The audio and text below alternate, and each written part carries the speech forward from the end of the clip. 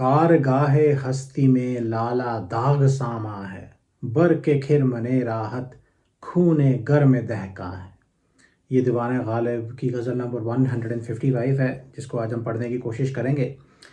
इसका overall theme है futility of life.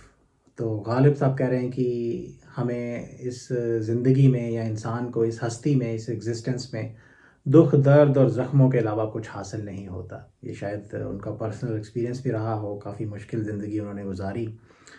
तो इसके अंदर 3 शेर हैं जो दीवान में पब्लिश किए गए हैं, लेकिन तीनों बड़े कॉम्प्लेक्स शेर हैं। बड़ी कॉम्प्लिकेटेड ज़बान का गालिब साहब ने इस्तेमाल किया है। उन्होंने 1866 में अपने एक दोस्त को ख़त लिखा था, जिसमें उन्होंने इस गज़ल के शेरों को समझाने की कोशिश की है। उस ख़त की ट्रांसलेशन मैंने पढ़ी, उसके बावजूद मुझे इनको समझना थोड़ा मुश्किल था। लेकिन आइए कोशिश करते हैं। तो पहले गज़ल को पढ़ते हैं, फिर इसके शेरों को समझने की कोशिश करेंगे। एज़ ऑलवेज़ गज़ल का टेक्स्ट आपको वीडियो की डिस्क्रिप्शन में मिल जाएगा। तो गालिब साहब कहते हैं कि कारगाहे हस्ती में लाला दाग सामा है। कारगाहे हस्ती में लाला दाग सामा है। बर के खिर मने राहत खूने गर में दहका है। गुंचा ता शगुफ्तन हा बरगे आफियत मालूम। गुंचा ता शगुफ्तन हा बरगे आफियत मालूम। बावजूदे दिल जमी ख्वाबे गुल परेशान है। हमसे रंजे बेताबी किस तरह उठाया जाए। हमसे रंजे बेताबी किस तरह उठाया जाए।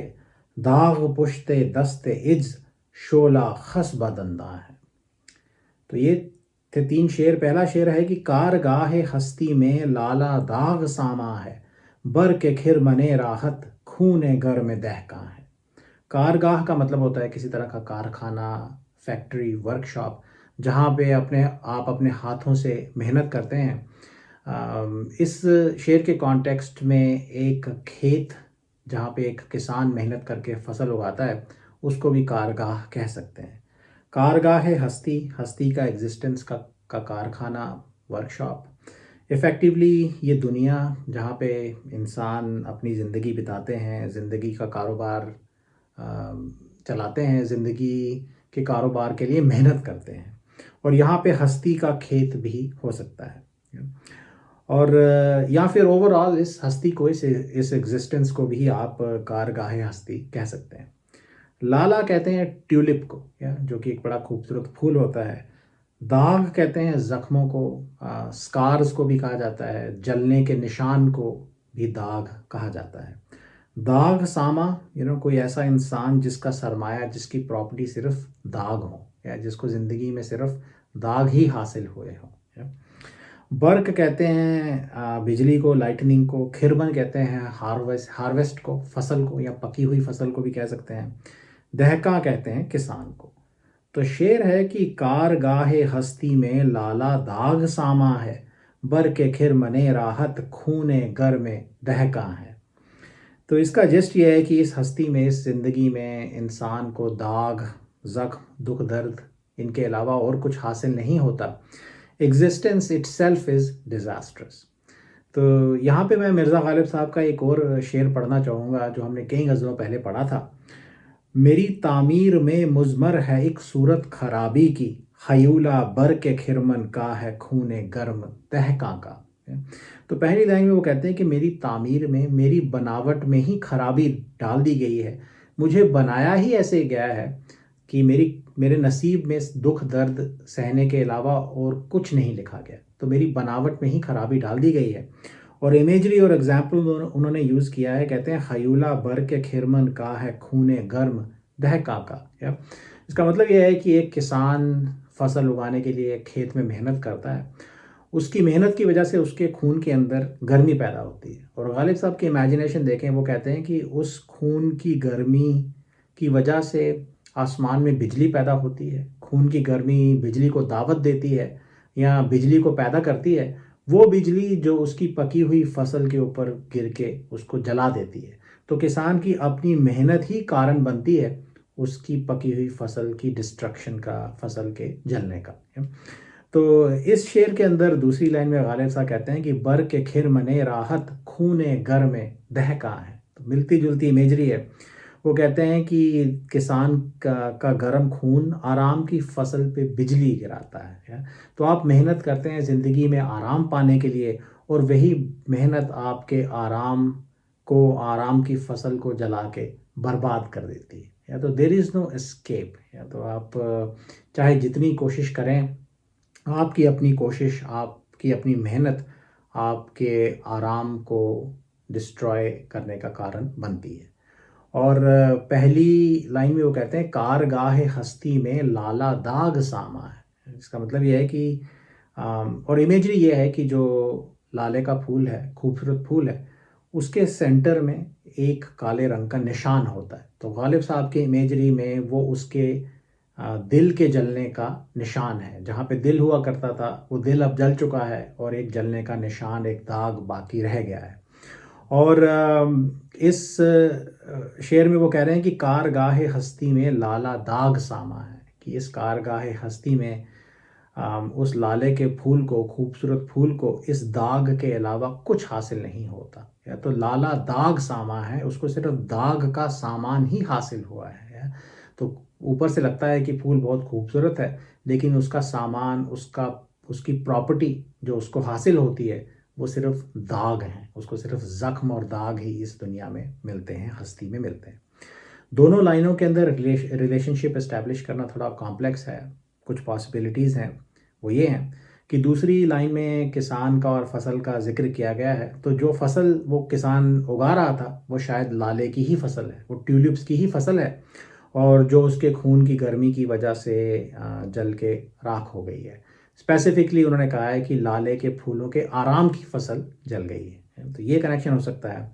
या ये हो सकता है कि लाले के फूल खुद मेहनत करते हैं खूबसूरत बनने के लिए, लेकिन नेट रिजल्ट ये होता है कि उनकी मेहनत उनके दिल को जला देती है, और उनको दागों के अलावा या दाग के अलावा और कुछ हासिल नहीं होता।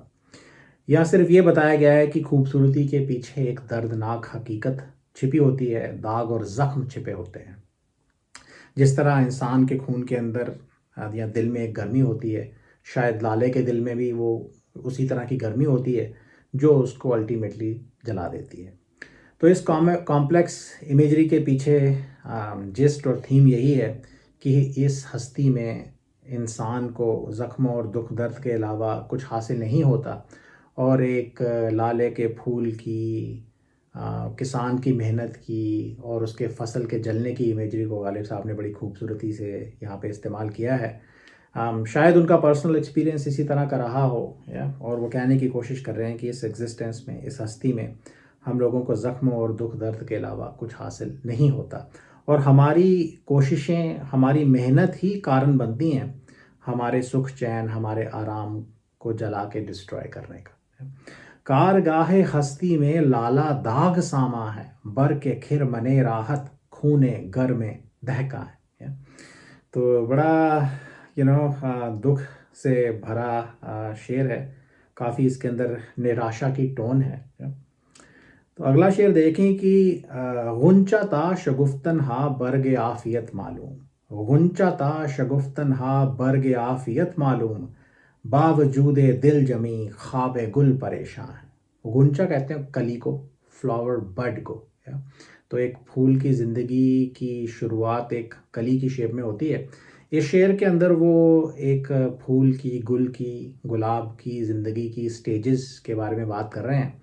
तो उसकी शुरुआत एक गुंचे की फॉर्म में होती है, कली की फॉर्म में होती है। शगुफ्तन हा का मतलब है खिलना, फूल का खिलना।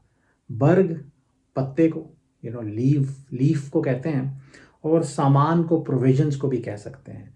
आफियत कहते हैं सुख चैन आराम, कंटेंटमेंट को। बर्ग आफियत,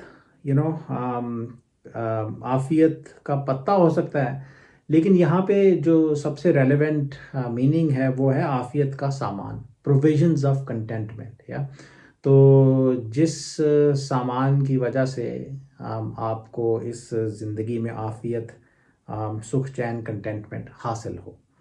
दिल जमी कहते हैं कंपोजर को, कंपोजर ऑफ द हार्ट और कलेक्टेडनेस ऑफ द हार्ट। या तो जब फूल एक गुंचा होता है तो वो बंद होता है, वो कलेक्टेड होता है, और जब वो खिल के एक फूल बन जाता है तो उसकी पंखुड़ियाँ फिर बिखरने लगती हैं।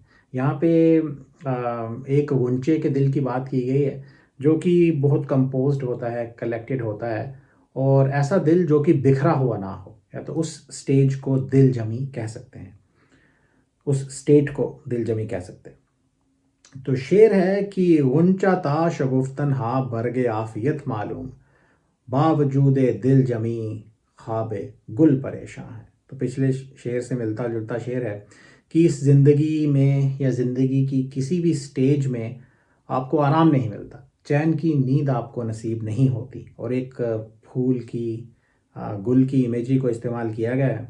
तो जैसा मैंने कहा, फूल की ज़िंदगी एक गुंचे से शुरू होती है और फिर वो खिलता है और फिर अल्टीमेटली मुरझा जाता है। यहाँ पे पहली दो स्टेजेस के ऊपर फोकस है। तो जब वो कली से खिला हुआ फूल बनता है, तो वो कहते हैं कि इस सफ़र के दौरान उसको क्या आफ़ियत का सामान हासिल होता है ये मुझे मालूम है।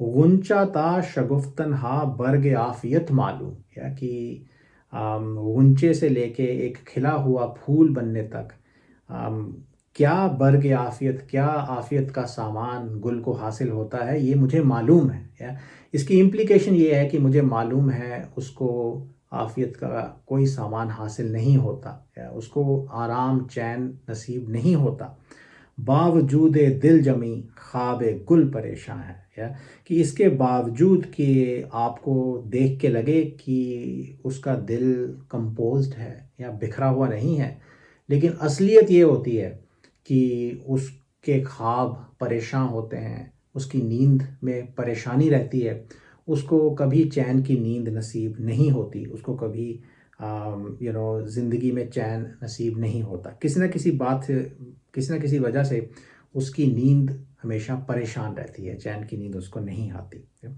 तो बाहर से हमें चाहे लगे कि उसका दिल आराम से है, लेकिन असलियत ये है कि उसकी नींद परेशान रहती है। तो ये फूल की इमेजरी को इस्तेमाल किया गया है, गुल की इमेजरी को इस्तेमाल किया गया है ह्यूमन एग्जिस्टेंस को डिस्क्राइब करने के लिए, कि इंसानों का भी यही हाल होता है, बचपन हो या जवानी हो या बुढ़ापा हो। बाहर से आपको लगे भी कि इंसान के दिल में ठहराव है, लेकिन उसको कभी चैन की नींद नसीब नहीं होती। ऑफ कोर्स ये शायद उनकी अपनी ज़िंदगी की मुश्किलों के बारे में कमेंट्री है। इस शेर का स्ट्रक्चर थोड़ा ऑकवर्ड है। उन्होंने दिल जमी की बात की है, जो कि एक कली, एक गुंचे की स्टेट पे तो एप्लीकेबल होती है, लेकिन खिले हुए फूल पे एप्लीकेबल नहीं होती। लेकिन यहाँ पे दिल जमी की बात की गई है। और दूसरा, दिल जमी और एक परेशान ख्वाब, दोनों का ही जिक्र दूसरी लाइन में है, जो कि आपस में they are in conflict with each other. But overall इसका थीम ये है कि ज़िंदगी की किसी स्टेज पे बर्ग आफ़ियत हासिल नहीं होता। मुझे मालूम है कि आफ़ियत का सामान हासिल नहीं होता, गुल को हासिल नहीं होता, इंसान को भी हासिल नहीं होता, बावजूद दिल जमी ख्वाब गुल परेशान है। गुंचा ता शगुफ्तन हा बर्ग आफ़ियत मालूम, बावजूद दिल जमी ख्वाब गुल परेशान है। इसके अंदर और रंग भी हो सकते हैं। अगर आप बुलबुल और गुल की इमेजरी के बारे में सोचें, तो गुल है, गुल हमेशा महबूब होता है, राइट। तो महबूब को भी सुख चैन नसीब नहीं है, ये भी रंग हो सकता है। स्ट्रेट फॉरवर्ड रंग ये है कि इंसान को किसी भी ज़िंदगी की स्टेज में आराम नहीं मिलता। और ये जो गुल और बुलबुल की इमेजरी है, इसको आप और स्ट्रेच करते जाएं तो और सवाल पैदा होते जाते हैं कि क्यों गुल को चैन की नींद नसीब नहीं हो रही। का जो आशिक है, जो बुलबुल है, वो बाहर रो रही है, शायद इस वजह से उसको चैन की नींद नसीब नहीं होती। और भी रंग निकल के आ सकते हैं कि जनरली ये कहा जाता है कि आशिक के रोने का, नालों का महबूब के ऊपर कोई असर नहीं होता। यहाँ पे ऐसा हो सकता है कि महबूब के नालों की वजह से उसको नींद ना आ रही हो, राइट।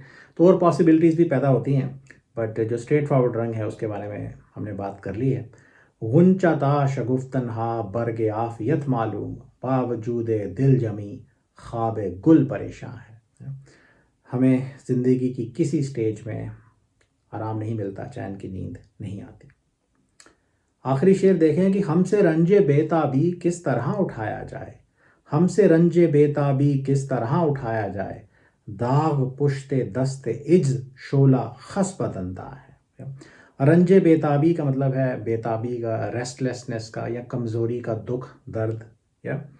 और दाग तो आपको पता ही है।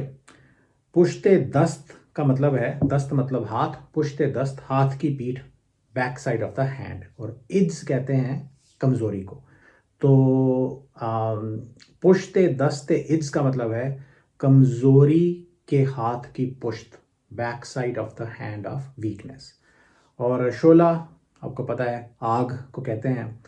खस ब दंदा या खस कहते हैं स्ट्रॉ को, किसी तिनके को। खस ब दंदा का मतलब है कि किसी ने अपने अपने दांतों के बीच में एक खस, एक तिनका, एक स्ट्रॉ दबाया हुआ है या? तो ये शेर भी उसी थीम की कंटिन्यूशन है। यहाँ पे शायद गालिब साहब दुख सहते सहते ऐसी हालत में पहुँच चुके हैं कि उनके शरीर ने और उनके दिल ने हार मान ली है और दुख सहने की हिम्मत अब उनके अंदर बाकी नहीं रही और शायद मौत भी आने वाली है। तो कहते हैं पहली लाइन में कि हमसे रंजे बेताबी किस तरह उठाया जाए, कि मैं अब इस बेताबी के दुख दर्द को कैसे उठाऊंगा, इफ़ेक्टिवली कि मैं अब नहीं उठा सकता। और दूसरी लाइन में वो कहते हैं कि दाग पुश्ते दस्ते इज शोला खस व दंदा है, या तो मेरे दाग ने, मेरे ज़ख्म ने कमज़ोरी, अपनी कमज़ोरी के हाथ की पुश्त दिखा दी है, और जो शोला है, जो आग है, वो अपने दांतों में तिनका दबाए हुए बैठा है। तो इस इमेजरी को समझने की ज़रूरत है। अपने हाथ की पुश्त, बैक साइड को दिखाने का मतलब ये है कि आप अपनी कमज़ोरी को दिखा रहे हैं या पछतावा जाहिर कर रहे हैं। तो यहाँ पे वो कह रहे हैं कि ज़ख्म ने अपनी कमज़ोरी के हाथ की पीठ दिखा दी है। जनरली ज़ख्म आहिस्ता आहिस्ता भरने लगते हैं, या तो ज़ख्मों के नेचर के अंदर है कि वो भरने लग जाएं। यहाँ पे उनके ज़ख्म या उनका ज़ख्म कह रहा है कि मैंने हार मान ली है, या तो ज़ख्म कह रहा है कि मेरी कमज़ोरी ने अपने हाथ की पीठ दिखा दी है। इफ़ेक्टिवली शायद इतना गहरा ज़ख्म है या शरीर इतना कमज़ोर हो गया है कि ज़ख्म ने हार मान ली है। ज़ख्म कह रहा है कि मैं अब भर नहीं सकता, या। और दांत में तिनका दबा लेने का मतलब ये है कि आपने सरेंडर कर लिया है, या? तो आपने हार मान ली है। तो आग एक मेटाफर है दिल की आग के लिए। आपके दिल के अंदर जो पैशन है, इश्क करने का पैशन है, ज़िंदगी जीने का जो पैशन है, जो जोश है, या? तो कह रहे हैं उस आग ने दांतों के अंदर तिनका दबा लिया है।